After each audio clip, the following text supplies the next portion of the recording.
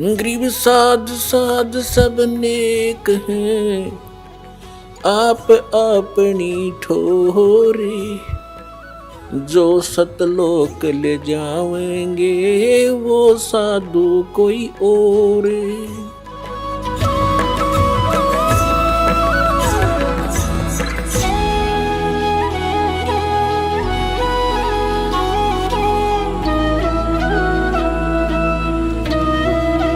अब जैसे द्रौपदी ने एक अंधे महात्मा को एक कपड़ा दिया था 9 इंच बाई 3 फुट 4 फुट, एक छोटे सी टुकड़ा अपनी साड़ी से पाड़ कर। वैसे उसको दान करने में सारी साड़ी उसकी खराब हो गई थी, लेकिन महात्मा को केवल इतना साइज मिला था।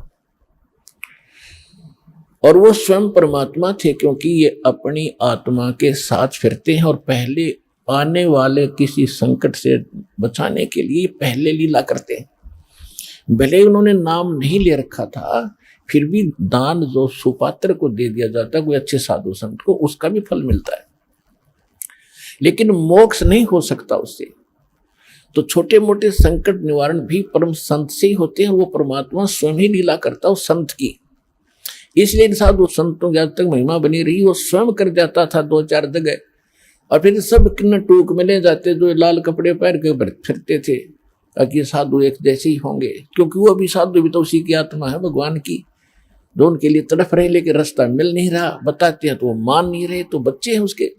तो सभी के लिए परमात्मा समदृष्टि है, सभी का लाभ, सबके दुखों से बचाने की चेष्टा करता है। तो ऐसी द्रौपदी ने एक कपड़ा दिया था और परमात्मा ने आशीर्वाद दे दिया था, बेटी आज तने मेरा पर्दा बचाया है, मेरी इज्जत रखी है। क्योंकि वो साधु था, जल में खड़ा था, नहा रहा था, अंधा था, और कपड़ा कोई था नहीं तन पर, ओनली एक लंगोट रखता था पर्दे पर, एक लंगोट, कोई कपड़ा नहीं था। गर्मी के मौसम थे, गंगा में नाव था। स्नान करते समय उसकी वो लंगोटी भी हाथ से टूट गई, वो छूट गई। वो निवस्त्र नंगा खड़ा था दरिया में, और उससे थोड़ी सी दूरी पर जिधर से जल आ रहा था, ऊपर की साइड में एक जनाना घाट बना हुआ था बहनों के नहाने का। और राजा द्रुपद ने वो जनाना घाट दरिया पर गंगा पर बनवा रखा था। अपनी नगरी से थोड़ी सी दूरी पर वह बह रही थी गंगा। वहां पर द्रौपदी, उस राजा द्रुपद की लड़की, रोज स्नान करने जाती थी अपनी सैकड़ों सहेलियों के साथ। जब, और वो पुण्यात्मा थी, जब उसने देखा साधु संत महात्मा स्नान कर रहा है, तो उसने सोचा कि महात्मा से बात करेंगे सुबह सुबह, बड़े सौभाग्य हमारा, संत के दर्शन हुए। कहते हैं साधु दर्शन राम का मुख पर बसे सुहाग, और दर्श उन्हीं को होत है जिनके पूर्ण भाग। साधु दर्शन राम का साहिब आवे याद, और लेखे में वही समय बाकी का समय बर्बाद। फिर उसने सोचा कि संत नहा रहे हैं, मैं भी नहा लेती हूँ, फिर स्वच्छ होकर बात करेंगे। वो स्नान करके आधा घंटा में बाहर आई घाट से, क्या देखा कि महात्मा तो फिर भी जल में ही खड़े हैं। वो बाहर इसलिए नहीं आए कि मैं अंधा हूं और निवस्त्र हो गया, नंगा। और लड़कियां की आवाज सुनने लगी, तो पहले इतने पानी में था और गहरे में चला गया, इतने में कि कहीं बहन बेटियों के सामने मैं निवस्त्र नजर ना आऊं, शर्म का मारे। अब वो कुछ नहा नहीं रहा था, वो ऐसे हाथ मार रहा था। वो सोच रहा था कोई कपड़ा बहता हुआ आ जाए, मैं लपेट कर बाहर निकलूं। द्रौपदी ने देखा आधा घंटा हो गया, संत नहा नहीं रहा, कुछ खोज रहा है। फिर उसने देखा अपने ध्यान से कि महात्मा तो निवस्त्र है, ये वस्त्र बिना आवेगा नहीं, बाहर कोई वस्तु पटड़ी पे है नहीं, ये सारा दिन खड़ा रहेगा, रात को निकलेगा, गल जाएगा भूखा प्यासा।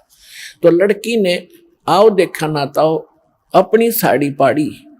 राजा की लड़की की कितनी कॉस्टली साड़ी होती है, कीमती साड़ी, कपड़ा होगा ये विचार कर लेना। और उसने उस इतनी कीमती साड़ी और संत के लिए पाड़ कर डाल दी।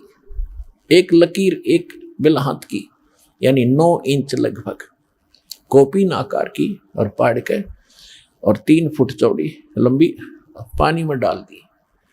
बहता हुआ वह साथ से निकल गई, लेकिन महात्मा ने दिखाई नहीं था, लीला थी उनकी, और निकल गई। 7-8 बार ऐसी साड़ी पाड़ पाड़ के एक बिलात यानी 9-9 इंच 7-8 बार पाड़ के डाल दी, लेकिन साधु के हाथ नहीं लगी, वो साइड से निकल जाती थी, उसको दिखाई नहीं देता था। तो यह लीला भी भगवान कर रहे थे कि इसके कर्म बनाऊं, इसके कर्म बने या इसका एक कैर टूटेगा, वो बचे क्यों करे इस बेटी का। अब देखो पुण्यात्मा, लोभ लालच करे तो ऐसा करे, बेईमाना करे तो ऐसा करे। उसके साथ और भी सहेली थी, नौकरानियां थी। उन नौकरानियों को भी कह सकती थी कि एक साड़ी का टुकड़ा डाल दो महात्मा के लिए, तो एक साड़ी का 2 साड़ी डाल। उसने पता था, नौकरानी को मालूम है आज अपनी राजा की लड़की के कहने से हम थोड़ा सा टुकड़ा साड़ी का देंगे, 2 साड़ी देगी, जाते 2-3 धोती देगी, बढ़िया, तो वो डाल सकती थी। लेकिन उसने उनको नहीं दिया, क्योंकि उसको मालूम था कि मैं पुण्य करूंगी अपने हाथ से, मुझे मिलेगा, ये करेंगे तो इनको मिलेगा। इतना अध्यात्म ज्ञान उन बच्चों को उसमें दिया जाता था। मैं रोटी खाऊंगी मेरा पेट भरेगा, ये खाएगी इसका भरेगा। तो उसने ये बेईमाना लालच करा। तो लोभ करे तो ऐसे करे, दान धर्म करने का स्वयं करे, अपने डट के करे और सेवा करने का।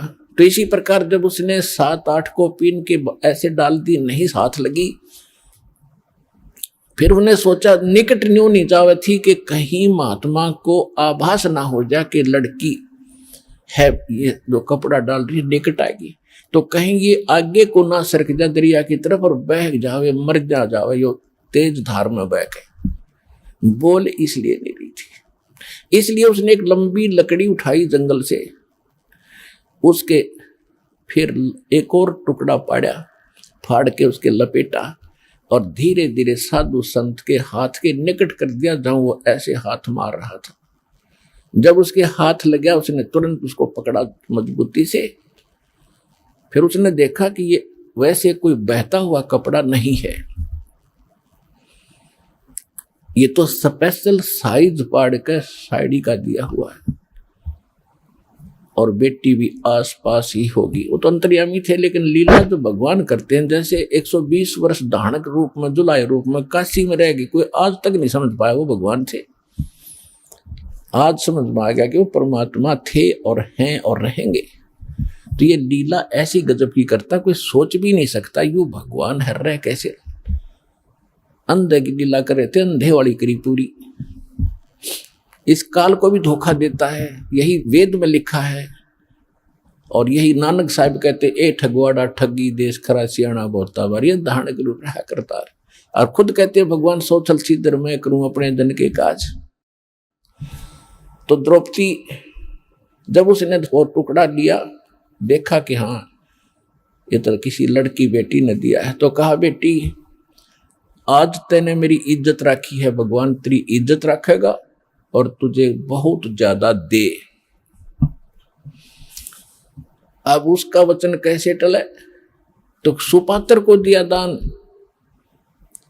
इस संसार में आने वाले कैर से भी कुछ ऐसे कर्म हैं जो दान से ही कटते हैं, कुछ ऐसे कर्म हैं जो सेवा से ही कटते हैं, कुछ ऐसे पाप कर्म हैं जो आपके आरती सिमरन सत्संग सुनने से कटेंगे, कुछ ऐसे कर्म हैं जो दान धर्म करने से और हवन यज्ञ करने से कटेंगे, कुछ ऐसे कर्म हैं जो दंडोत प्रणाम से ही आपके नाश होंगे, कुछ ऐसे पाप कर्म हैं जो सिमरन से ही कटेंगे।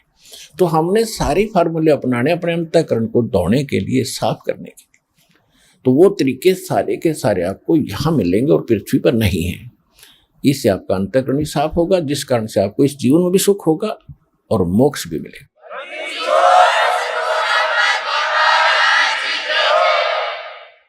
अब द्रौपदी का विवाह हो गया अर्जुन से, और पांडव हार गए जुए में, और द्रौपदी को नंगा करने का प्रकरण आपने खूब सुना। दुशासन को आदेश दे दिया दुर्योधन ने कि इसको नंगा कर दे बड़ी सभा में,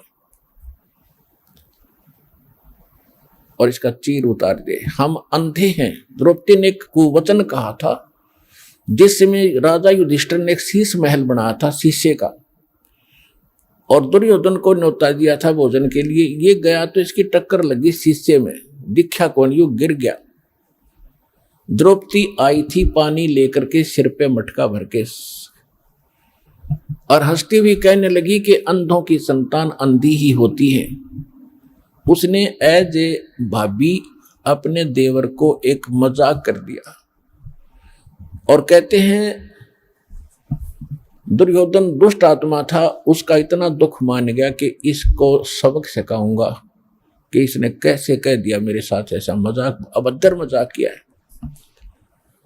अपने आत्माओं परमात्मा कहते हैं साधु सोना और सजन, संत भगत सोना और सजन पुरुष टूट जोड़े 100 बार, और दुर्जन और पाका कलश एक के धक दरार।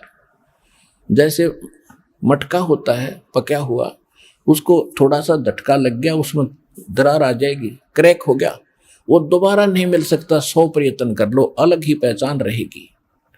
इसी प्रकार दुष्ट व्यक्ति एक बार थोड़ा सा भी कोई बात होगी, वो कभी वैसा नहीं हो सकता, वो अपना कुबद मन में जोर रखेगा, बकवाद करे बिना रह नहीं, उसमें इतना दोष होता है। और भगत संत साधु और सोना और सजन, सजन पुरुष भद्र पुरुष टूट जोड़े 100 बार। जैसे सोने का आभूषण बना दिया, अलग अलग टुकड़े कर दिए, फिर उसको दोबारा आभूषण बनाया जाता है, निशान भी नहीं रहता ये कौन था, वैसा ही बन जाता है।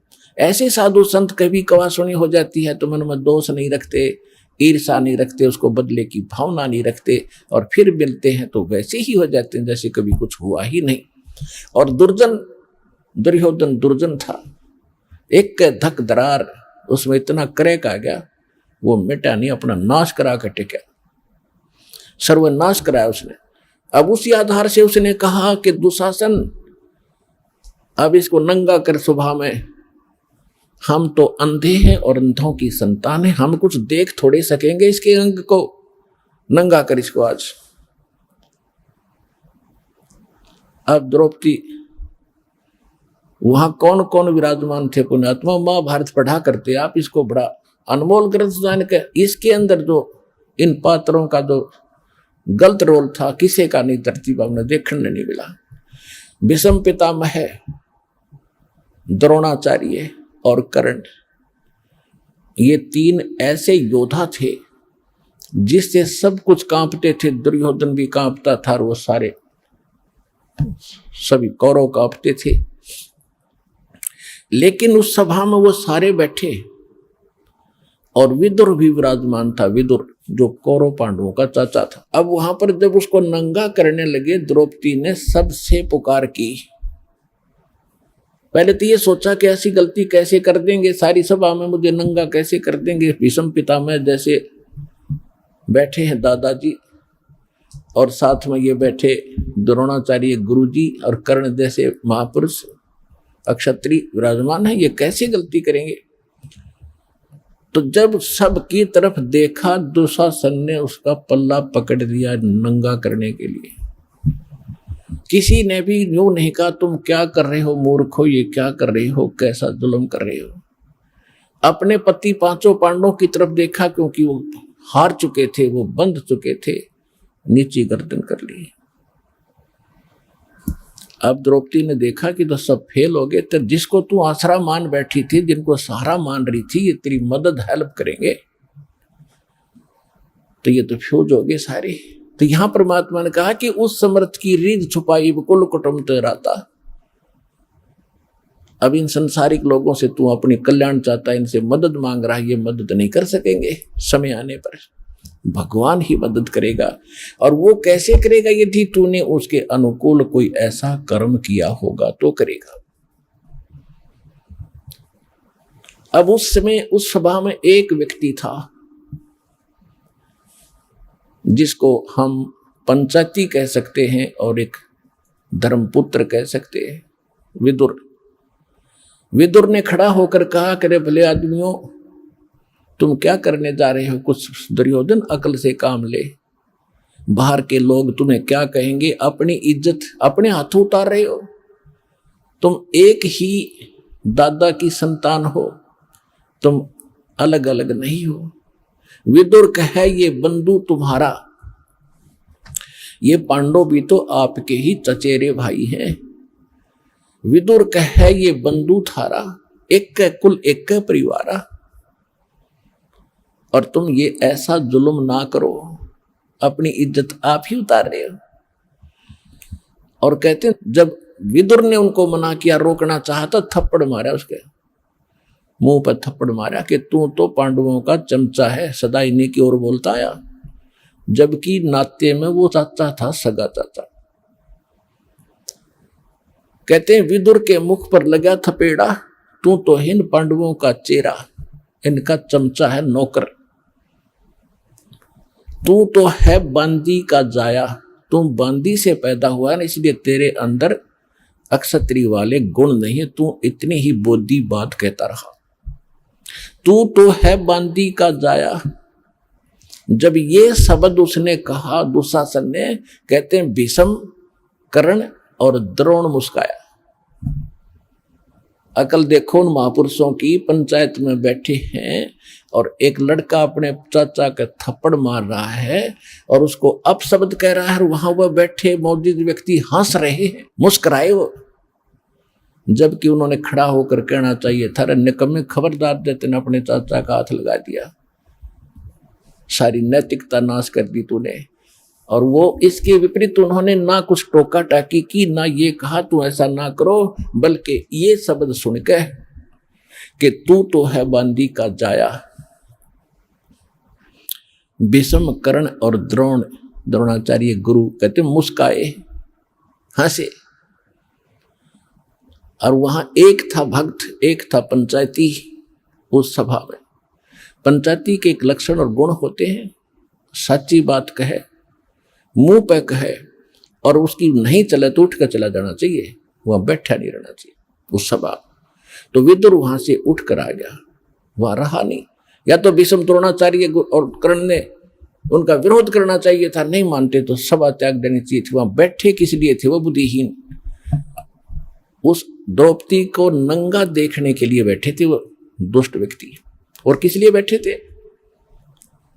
अब कहते हैं बंधे से बंधा मिले और छोटे कौन उपाय, कर बंदगी निर्बंध की वो पल में दे छुड़ाए। अब दुर्योधन के मलिन अन्न को खाकर भीष्म पितामह, द्रोणाचार्य और कर्ण वो दूषित मन के हो गए थे, वो बंद गए उसके लोक लाज में, किसका टुकड़ा खाते हम कैसे बोलेंगे। और विदुर ने खड़ा होकर कह दिया, और उधर से पांडव बंद गए कि हम हार चुके हैं, द्रौपदी को हम बोल नहीं सकते, वो भी बंधन में बंध गए, मर्यादा में। पुण्यात्मा, जब यह जीव इन संसारिक लोगों से अपना आस्था हटा लेगा, एक उदाहरण शब्द लेना यहां पर, जब तक आप किसी राजनेता या अन्य किसी अपने धनी रिश्तेदार से आशा रखते हो अपने किसी वस्तु की, भगवान साथ कम देगा। जब आप उनसे हटकर केवल एक परमात्मा में आस्था रखकर सच्चे दिल से पुकारोगे तो पता नहीं क्या कर दिया एक पल में।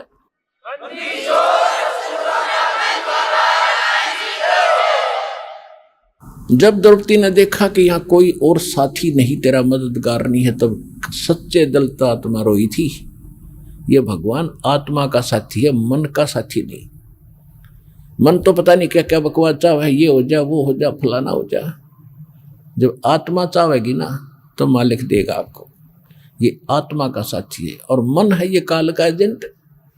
जब आत्मा रोई, यहाँ की आपकी पुकार, जैसे पता नहीं कितनी बहनों के साथ बलात्कार होते हैं कहीं कहीं, और वो सभी पुकारती भी हैं अपने मदद के लिए, फिर लास्ट में भगवान को भी याद करती होंगी, लेकिन कितनों की मदद होती है? बहुत कम।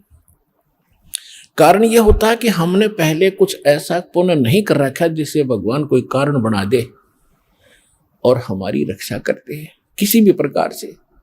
तो द्रौपदी का मालिक ने पहले तो कारण बनाया, सौ छलछीदर मैं करूं अपने दिन के काज, जो जन मेरी शरण है ताका हूं मैं दास, और गेल गेल लाग्या फिरूं जब तक धरती आकाश। अब जैसे ये दास पहले हम रामकृष्ण के पुजारी थे, शंकर जी के पुजारी थे, बाबा श्याम जी, हनुमान जी के पुजारी थे, और जो भी घर में सुख होता था हम ये कहा करते, भगवान विष्णु ने कर दिया, बाबा श्याम जी ने कर दिया, हनुमान जी की दया होगी। जो सा भी याद आ जाता उसी को श्रेय दे देते थे, जो भी भगवान हमें याद आते थे। अब पता चला कि ये तो कुछ कर ही नहीं सकते, अब ज्ञान की रोशनी से पता चला कि करने वाला तो वही था। कहते हैं जगत का पेखना पेख्या, धनी का नाम ना लेखा। संसार के लोगों का ही हमने क्रेडिट दिया, इसने ऐसा कर दिया, इसने ऐसा कर दिया। वो कराने वाला भी कोई और ही है अगर किसी से कुछ करवा रहा है। कहते हैं जगत का पेखना पेखा, धनी का नाम ना लेखा। जो सब कुछ कर रहा है उसका जिक्र भी नहीं, कोई सुपने भी याद नहीं आया आपको। तो परमात्मा कहते हैं जब तक जो मेरी शरण में है, कभी किसी शरण समय में, ये द्रौपदी वाली आत्मा भगवान की शरण में थी। इस कलयुग के इस पीरियड में ये चल रहा है जो स्वर्ण युग आ गया ये, और इसमें जो बिचल गए, पिछड़ गए, रह गए, वो फिर यही धक्के खाते हैं। रानी बन गई, कभी राजा बन गए, कभी देवता बन गए। कुमाई इस समय की होगी वह सत भक्ति, और हजारों युगों तक चलेगी उनके साथ, क्योंकि कितनी कमाई इतनी बनती है इसकी, फिर यहां बर्बाद हो जाती है। लेकिन जो एक बार उसकी शरण में आ गया, परमात्मा इतने दयालु है, उसको कहीं ना कहीं घुमा फिरा के इवन द्रौपदी का भी ईव जन्म देंगे, दोबारा यहाँ पटकेंगे उनको जब उनका नंबर आओगा, जब टेके रहे तो न कहा मोक्ष होना था।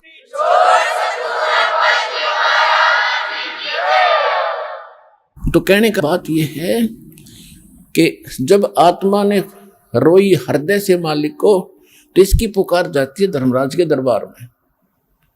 और यहाँ एक विधान बना रखा है, कोई ना कोई गुरु पहले अवश्य धारण करते थे, गुरु के बिन भक्ति नहीं करते थे।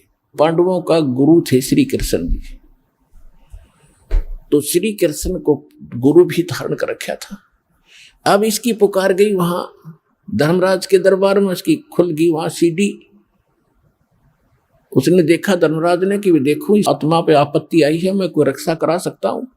उसने देखा कि इसने एक ऐसा दान कर रखा एक साधु संत को कपड़े का, इसका तो पता नहीं कितना क्रेडिट दिया जा सकता है। तो वहां से रिफ्लेक्ट होकर के श्री कृष्ण में आई वो उज्जों की नुपा और मालिक की। और कृष्ण जी तो अपनी पत्नी रुक्मणी के साथ शतरंज खेल रहा था, शतरंज का गेम खेल रहे थे महल में। जो ही उसने शतरंज डाली, उसमें बोलते हैं कच्चे 12 पक्के 18 पौ 12 जैसे भी उसके होते, तो 5 सेट डाले थे और बोलना था पौ 12 कच्चे 12 जैसे वो बोलते हैं खेलने में। उसी समय हाथ आकड़ गया उसका नो, और नो बोला अनंत अनंत अनंत। अब कृष्ण नहीं कर रहा था, वह परमात्मा की पावर उससे करा रही थी। अब रुक्मणी ने उसका हाथ पकड़ दिया कि अनंत अनंत क्यों बोल रहे हो, आगे बोल, इस कच्चे 12 पक्के 12 कुछ तो बोलना था, ये ऐसे क्यों बोल रहे हो आप। तब उसने कहा कि रुक्मणी कर पकड़ा मुस्काई, गरीबदास साहिब जी की अमरवाणी से दास सुना रहा है। रुक्मणी कर पकड़ा मुस्काई, उसका हाथ पकड़ के हंसने लगी। अनंत कहा मोह को समझाई, ये अनंत क्यों कहा इसका मुझे बता। अब कहते हैं दुस्शासन ने द्रौपदी पकड़ी और हमरी भगत सकल में सिखरी, जय हमरी भगत पिछोड़ी हुई तो हमरा नाम न लेवे कोई। वहां कृष्ण नहीं बोल रहा था, कृष्ण को बुलाया जा रहा था भगवान के द्वारा, और परमात्मा की पावर ही उसके पास वहां से भीतर, जैसे जड़ से खुराक आती है पौधे में, पौधे से जाती टहनी में, टहनी के फल लगते, तो वो फल देने वाली टहनी है, उसका देने वाला जड़ है, टहनी के बस का नहीं था। ये समझ लेना, क्योंकि जब इस फार्मूले को आप समझोगे अध्यात्म ज्ञान को, जब आपके समझ में आएगी और आपकी दृष्टि वहीं टेकेगी जाके कि करे करावे साइया मन में लहर उठा, दादो शरदर जीव के आप बगलो जाए। कृष्ण कहते शरदरी थी और करने वाला खुद था वह। रुक्मणी कर पकड़ा मुस्काई, अंत कहा मोह को समझाई, दुस्शासन ने द्रौपदी पकड़ी और हमरी भगत यानी भगवान की भगत सकल में सिकरी, और जय हमरी भगत पिछोड़ी हुई, जय हमारा भगत हार में आ गया तो भगवान का नाम ना लेवे कोई। अब श्री कृष्ण तो फिर इतना कह के लग गया पासे खेलन, वो मालिक आए फिर कृष्ण रूप धारण करके, श्री कृष्ण रूप बना के परमात्मा सूक्ष्म रूप में द्रौपदी के सिर पे आकर बैठ गए। कहते हैं तनदेही से पासा डारी, कृष्ण तो अपना वहां खेल रहा है और पहुंचे सूक्ष्म रूप मुरारी कबीर परमात्मा। खेचत खेचत खेच कसीसा, सिर पर बैठे हैं जगदीशा, द्रौप सुता के तीर बढ़ाए, शंख असंखों पार न आए। द्रौप सुता ने दीनी लीर, और जाके अंत बढ़ाए चीर।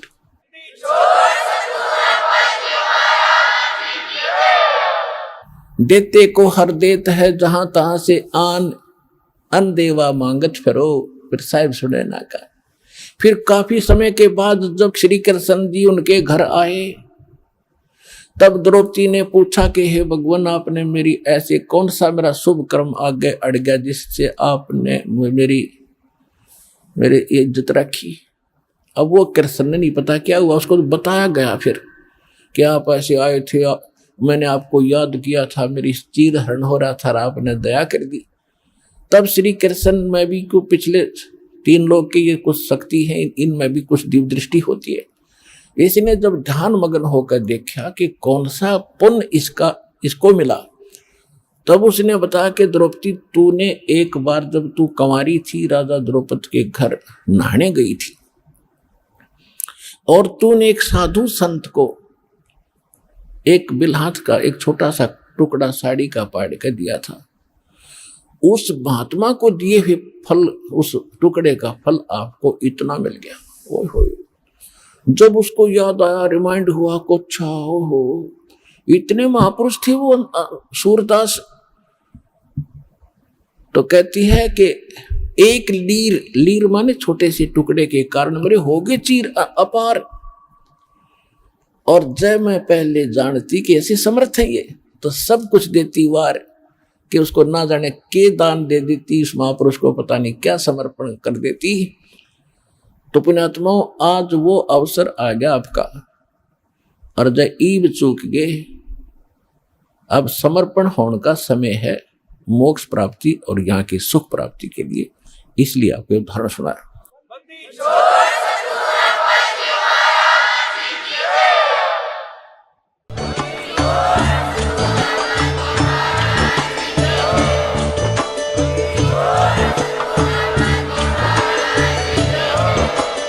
आप सुन रहे थे जगत गुरु तत्वदर्शी संत रामपाल जी महाराज जी के मंगल प्रवचन। अधिक जानकारी के लिए विजिट कीजिए हमारी वेबसाइट www.jagatgururampalji.org। संत रामपाल जी महाराज जी के शुभ आशीर्वाद से पूरे विश्व भर में 500 से भी ज्यादा नाम दीक्षा केंद्र हैं, जिन पर संत रामपाल जी महाराज जी द्वारा ऑनलाइन निशुल्क नाम दीक्षा दी जा रही है। अपने नजदीकी नाम दीक्षा केंद्र का पता करने के लिए संपर्क करें 8222880541।